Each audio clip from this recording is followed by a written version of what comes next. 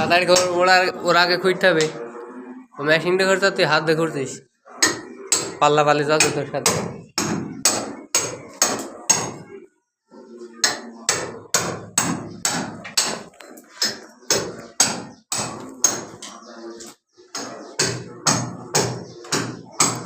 জুনাইদুল পাল্লা দিছে তোর সাথে, তুই মেশিনটা আরো হাত দিয়ে।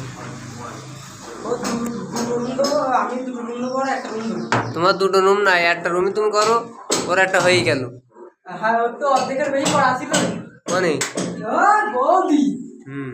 আমি সবার আগে রুম হয়ে দেখি ও কোনটা লাইন টেন দিতে হবে, কোন